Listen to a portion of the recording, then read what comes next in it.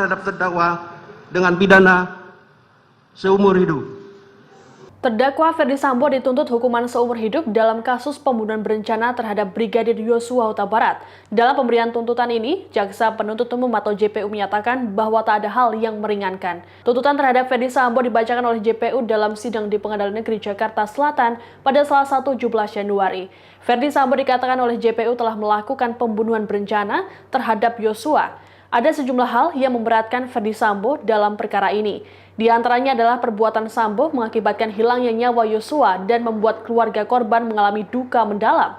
Kemudian, terdakwa yang memberikan keterangan berbelit hingga menimbulkan kegaduhan di tengah masyarakat.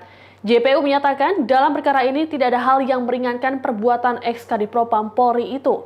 Menanggapi tuntutan ini, tim kuasa hukum memohon kepada majelis hakim untuk menyampaikan pledoi atau nota pembelaan pribadi Ferdy Sambo.